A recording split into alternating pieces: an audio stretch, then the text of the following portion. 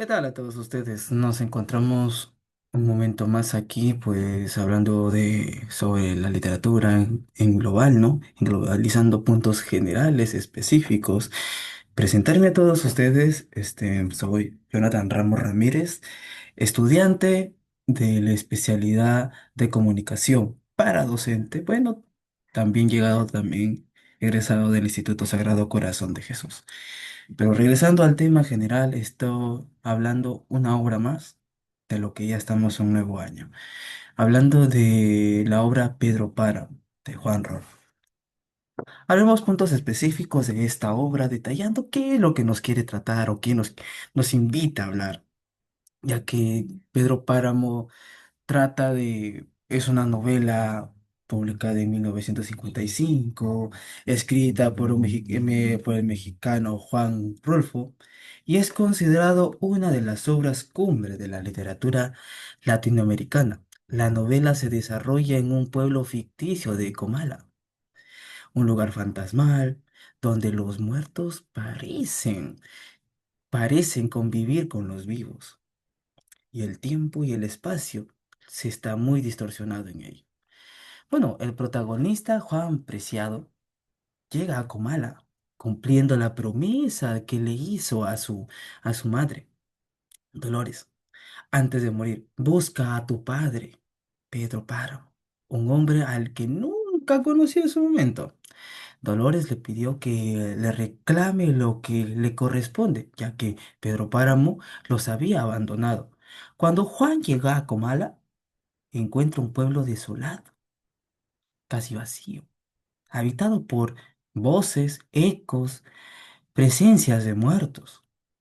A medida que avanza la historia la historia mayormente se descubre que la mayoría de los personajes dentro de esta obra están muertos y Comala es en realidad un pueblo de ánimas atrapadas o almas atrapadas dentro de ello, condenadas por los pecados y abusos del propio Pedro Para, quien fue un cacique autoritario, despiadado, responsable del sufrimiento de muchos, ya que la novela, mucho en esto dentro de la novela mezcla mucho recuerdos, monólogos internos que está entre lo punto a punto, ¿no?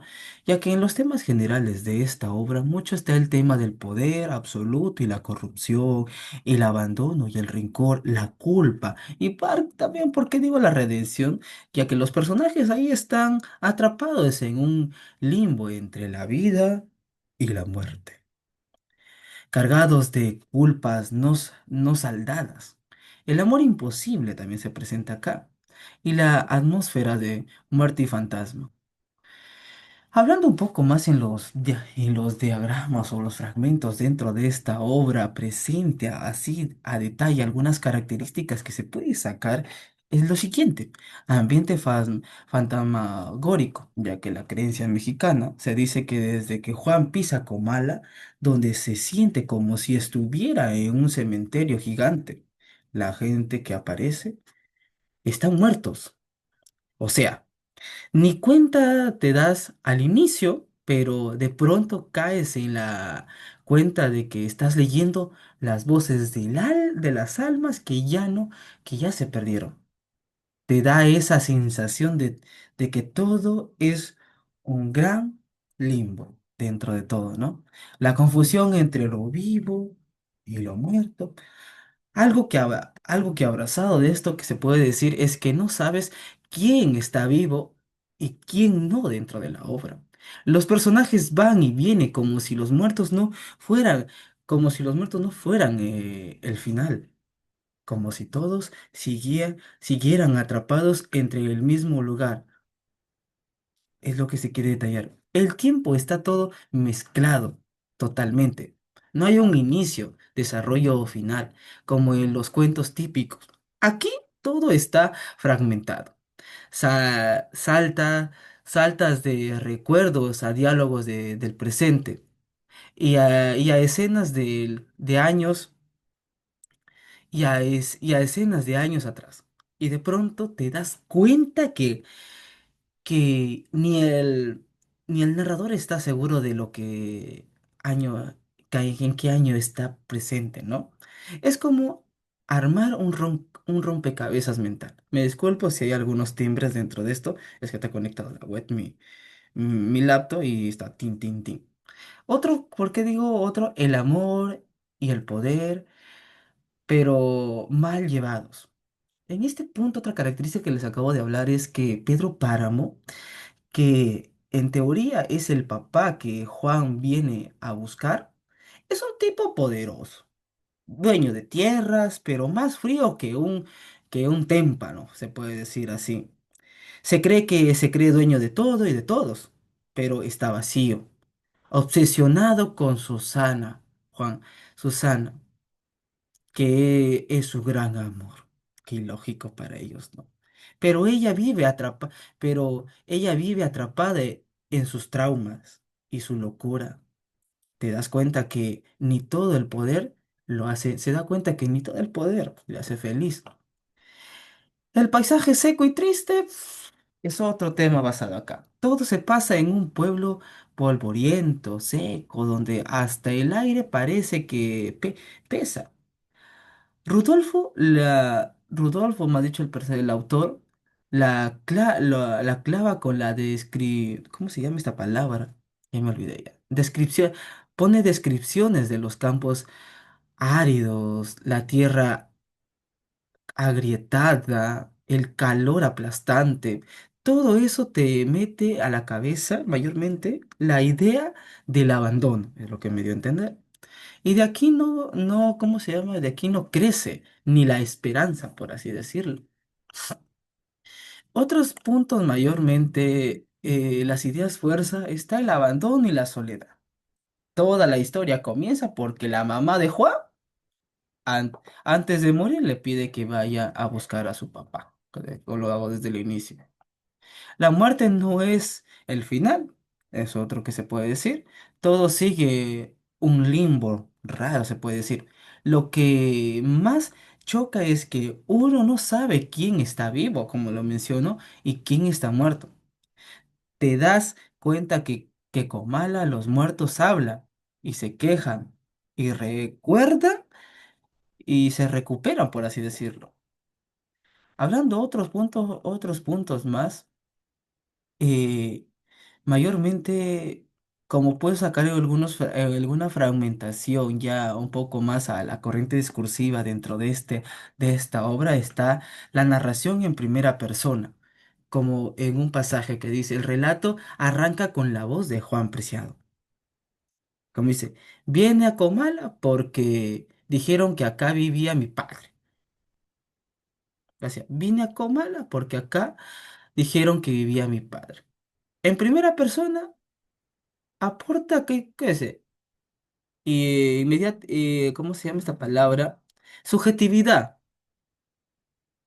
Dice, él ve el mundo a través de los ojos y dudas y sus expectativas.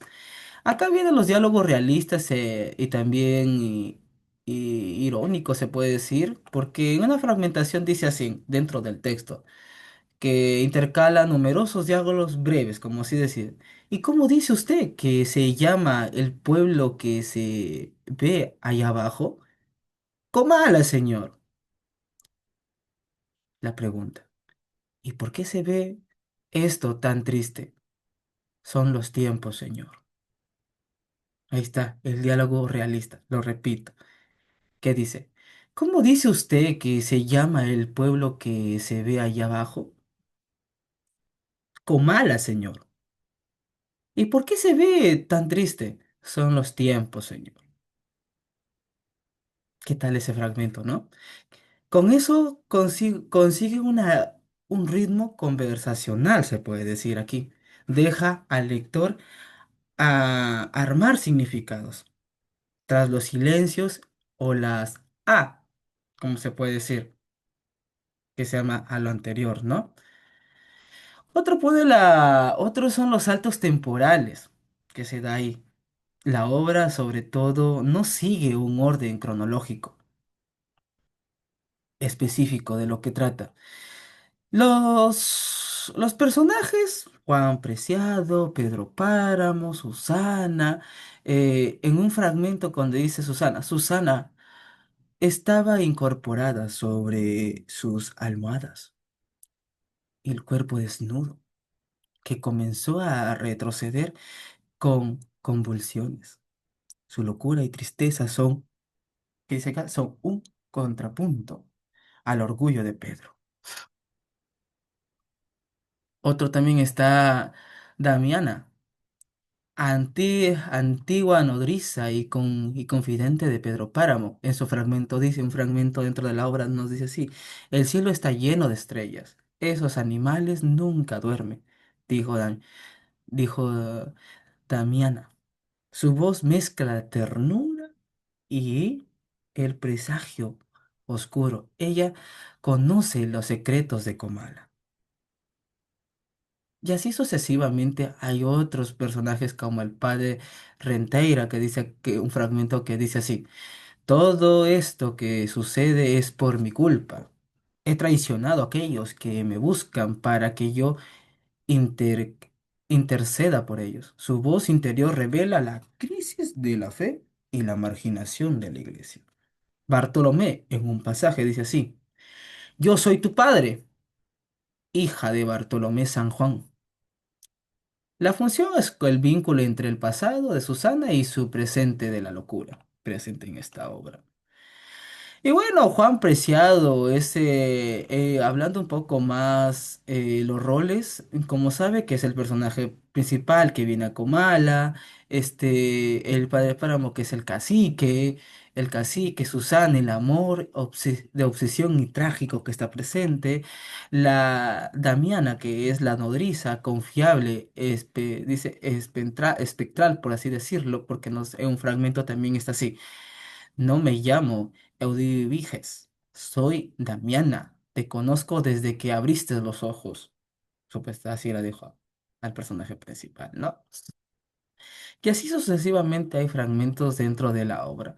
¿Y qué corrientes literarias mayormente se presentan en esta obra? Que hablando un poco más del estudio que he podido averiguar de esta obra, es el realismo mágico.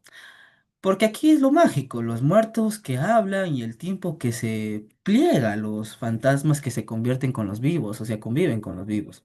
Se presentan como algo cotidiano, sin que los personajes mismos lo perciban como extraordinario. También está el precursor del boom latinoamericano, porque Pedro Páramo anticipa mucho de los recursos narrativos, como la polifemia, polifonía de voces, saltos temporales, atmósferas irónicas, por así decirlo, que luego exploran a a García Márquez, Cortés y a Fuentes dentro de esta obra. Y elementos fantasmáticos y simbólicos, como siempre lo estoy mencionando a menudo, ¿no? Porque también dentro del realismo mágico tenemos un fragmento, como que dice así, ya no están, dice acá. Yo ya no estaba en mis cabales. Recuerdo que me vine apoyándome de las paredes como si caminaba con las manos. Y de las paredes parecían destilar los murmullos. Yo lo oía. Eran voces de gente, pero no voces claras, sino secretas, como si me murmuraran algo al pasar. Ahí está. ¿Por qué realismo mágico? Aquí es lo sobrenatural, las voces de los muertos. Lo paralelo peruano, pues José María Arguedas, con los ríos profundos, la mezcla lo real con lo mítico andino, que se puede decir así. Puede ser un ejemplo, por así darlo, ¿no? El criollismo, el costumbrismo rural. ¿Por qué? En un fragmento dice de esto. En el agua que goteaba de las tejas hacia un agujero en la arena del patio, sonaba. Plas, plas, las gallinas, engarruñadas, como si durmieran, sacudían de pronto sus alas, y el sol sacaba luz a las piedras, erizaba todos los colores. ¿Por qué? Entonces acá vamos a detallarlo. ¿Por qué criollista o criollismo detalla? con viveza, o sea, detalla con viveza las faenas, los animales, el clima de un pueblo campesino. Y esto también lo paralelo a lo peruano, que se puede decir, o alegría. Con el mundo es ancho y ajeno. Pinta escenas de la sierra con igual evocación a la tierra. Es un paralelo que a esta obra, ¿no? La narrativa fragmentaria y polifénica, casi le puedo decir, es el anticipo del Bon, ¿no? Pero en un fragmento, acá detallo con fragmentos, que dice así: vine a Comala porque me dijeron que acá vive mi padre. Era ese tiempo de la canículas, cuando el aire del agotado sopla caliente. Ese fragmento. Y por último termino una pregunta. ¿Y por qué se ve tan triste? Ahí donde lo repito, son los tiempos, señor. Es él pregunta. ¿Por qué el boom? Los saltos temporales dentro de este fragmento, ¿no? Un lenguaje que utiliza mayormente esta obra es la paráfrasis y la sintaxis elíptica. Dentro de esta obra también el discurso oral o coloquismo rural, por el fragmento que dice, así un fragmento acá, que le he detallado. ¿Y por qué se ve esto tan triste? Son los tiempos, señor.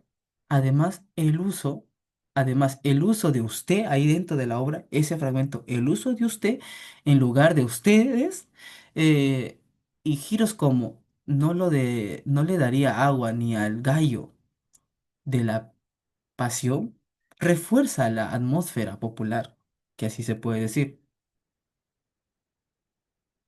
Y bueno, otras fragmentaciones así, la fusión del discurso que se puede dar, el poder sin humanidad aplastada dentro de esta obra, ¿no?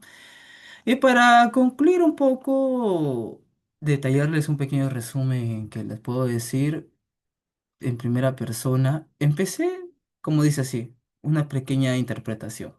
Miren, les cuento cómo vivía. Les cuento cómo yo vivía la historia de Pedro Páramo, contado tal cual me encontré en el papel, porque tuve que interpretarlo para poder entender la perspectiva, ¿no? Empecé siendo Juan Preciado, un muchacho con la llegada a Comala, porque mi madre ya murió. Me pidió que fuera a ver a mi padre, un tal Pedro Páramo, y lo hiciera pagar por todo el abandono que nos dejó. Juro que venía prometiendo a su cadáver que lo haría. Y con esa promesa me planté en el pueblo para que parecía más bien un cementerio sin flores. Al bajar del burro me topé con Abundio. Y así es donde comencé a detallar el arriero sordo que se guiaba hacia Comala. Y él me soltó casi al pasar que también era hijo de Pedro Páramo, como yo, y se largó dejándome con el corazón en un puño. Cuando entré a Comala, todo era silencio, casas con las puertas abiertas, llenas de polvo, y vi una figura que rebosó. Pregunté por doña Eudiviges, la posadera, y ella me metió en su casa, llena de muebles de fantasmas. Tengo todo aquí para ti. Y así, bueno, lo creo más porque le he creado el momento, esa fragmentación es lo que trata de Pedro Páramo.